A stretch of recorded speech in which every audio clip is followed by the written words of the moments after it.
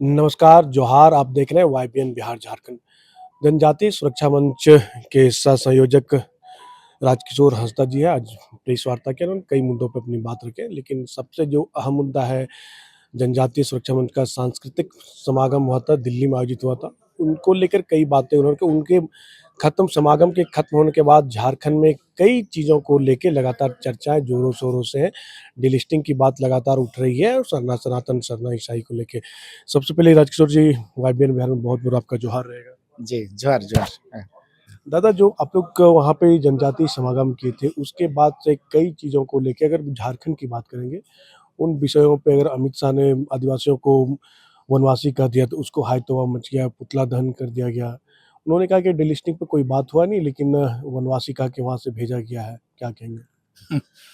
नहीं, ये तो कोई बात नहीं हुई। मैं बताया ना कि एक व्यक्ति का कई नाम होता है। जैसे मेरा जो नाम है ना, राजकिशोर है, लेकिन संथाल में एक दादाजी के नाम से भी होता है, तो मेरा दादाजी का दूसरा नाम है, उनका नाम मंगल है, तो एक मेरा नाम मंगल भी है, लेकिन हमको मंगल लोग बोलते नहीं हैं। हाँ, एक और भी नाम है जो छोटा में मेरा नाम प्यार से बबलू, इस नाम से बाबू, बाबू, बबलू ऐसा नाम हुआ है। लेकिन मेरा नाम राजकिशोर हांसदा है। तो मैं व्यक्ति एक ही हूँ, लेकिन कई नाम है। वैसे किसी का भी हो सकता है ऐसे ही। तो जनजाति जो है, एक संवैधानिक नाम हुआ अनुसूचित जनजाति, हम आदिवासी भी बोलते हैं।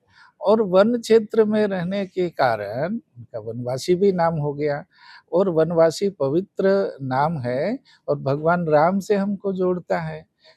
तो हमारा प्राचीन और वन एक बहुत हमारा आत्मा जो है ना वन में बसता है। तो अमित शाह जी ने, माननीय गृह मंत्री जी ने वनवासी कह दिया, तो हाय तौबा मचाने की कोई बात ही नहीं है इसमें। उन्होंने तो जी। यहाँ तक दादा कहा था हाँ। कि आदिवासी अस्मिता के साथ खिलवाड़ करने का काम करते हैं गृह मंत्री। इस चीज़ों को लेके पुतला दहन हुआ है यहाँ पे। नहीं, नहीं, बिल्कुल नहीं। आदिवासी अस्मिता का रक्षा करने का बात उन्होंने कहा है। इसमें कहीं भी हनन करने का कुछ भी बात नहीं है। ये इतना पवित्र शब्द है वनवासी, और इससे हमको लगता है कि ये पूर्वाग्रह से ये लोग ग्रसित हैं और कुछ नहीं है। जी। दादा, मानते हैं कि ये जो लगातार चर्चा चल रही सरना सनातन को लेके कि सरना सनातन एक है, 2 चर्चाएँ ज़ोरों शोर से सरना सनातन, एक कई लोगों ने कहा कि नहीं सरना ईसाई है। कि तो आप क्या मानते हैं इन चीज़ों को लेके? क्या इस चीज़ को लेके जो लगातार अफ़वाहें भी चल रही है, इसको लेके क्या कहेंगे? देखिए, एक तो सरना में पूजा करने वाले को सरना बोला जाता है, ठीक है, वो सभी सनातनी ही हैं।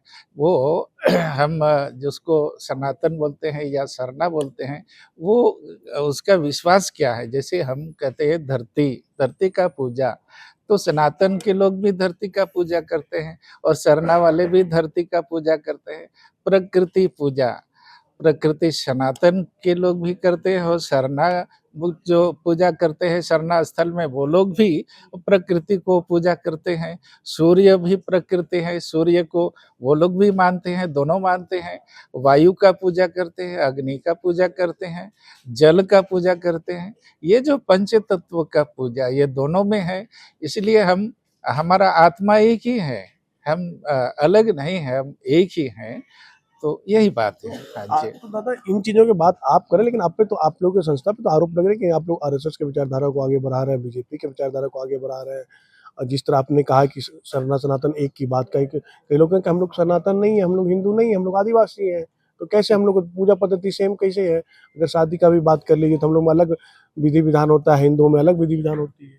देखिए, जहाँ तक विधि-विधान का है, ये जो सनातन का या जो हिंदू का यह यही विशेषता है। ये अलग-अलग जाति या विविधता ये यहीं पर है। जो सारना मानने वाले या आदिवासी या जनजाति, इनमें भी जाति है। जो और सनातन और हिंदू धर्म में भी जाति व्यवस्था है। तो दोनों में ही व्यवस्था है, अलग-अलग है। लेकिन कुल मिलाकर के दोनों का ही विचार एक ही है। जहाँ तक पार्टी का बात है, पार्टी तो एक अलग चीज़ हुआ ना, और राष्ट्रीय स्वयंसेवक संघ का आरएसएस का बात है, वो बहुत ही पवित्र संगठन है। वो राष्ट्रीय मतलब देश के लिए और स्वयं माने स्वयं सेवक और संघ जो स्वयं की इच्छा से देश का सेवा करने वालों का संगठन है। तो इतना पवित्र ये संगठन है, यदि कोई कहता है हम स्वयंसेवक हैं, तो ये बहुत अच्छी बात है कि देश और समाज और धर्म का सेवा करने के लिए यदि किसी संघ में संगठन में जुड़ा है तो इससे बढ़ कर के और क्या हो सकता है।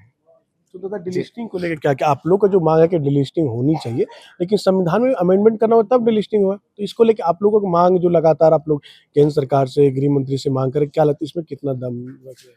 जी, बिल्कुल दम है और ये अन्याय जो हो रहा है ना, वो संविधान में संशोधन होने के बाद ही होगा और उसी का तो हम माँग कर रहे हैं। लगातार 2006 से ये माँग तो हम लगातार कर ही रहे हैं और अभी माननीय प्रधानमंत्री जी से आश्वासन मिला है और निश्चित रूप से ये हमारा डिलिस्टिंग का माँग जो है ना, ये पूरा होने वाला है, जल्दी पूरा होगा और इससे विरोधी लोग को छटपटी लग गया है। तो आप बाकी लोग को चिंता करने की बात नहीं है। निश्चित रूप से बहुत जल्दी हमारा माँग डिमांड पूरा हो जाएगा। दादा आप लोग परिसीमन पे क्या सोच रहे हैं? परिसीमन होना चाहिए, क्या नहीं होना चाहिए झारखंड में?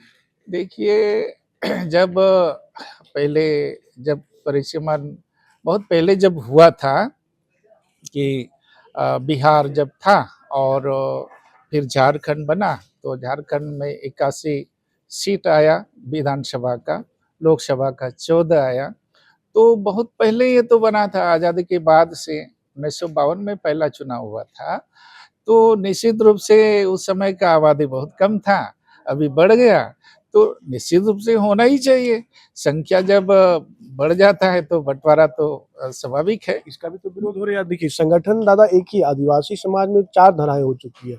कई लोग परिसीमन का समर्थन करते हैं, कई विरोध करते हैं। सरना समर्थन का आप लोग समर्थन करते हैं, कई लोग विरोध करते हैं। सरना ईसाई का कई लोग समर्थन करते हैं, कई लोग विरोध करते हैं। समाज एक ही है, आदिवासी समाज है, लेकिन उसमें ही 4 धाराएँ हो चुके हैं। देखिए, जिनको विरोध करना है वो तो विरोध करेगा। अच्छा भी चीज़ है, उसका भी विरोध करेगा। जिससे हमारा विकास होने वाला है, उसका भी विरोध करेगा। तो विरोध करना है इसलिए विरोध करना, ये कोई बात नहीं हुआ। तो वास्तव में विरोध जो लोग कर रहे हैं, ये हम तो यही समझेंगे ये नासमझ लोग हैं, जो इस प्रकार का विरोध कर रहे हैं। विरोध बिल्कुल नहीं करना चाहिए।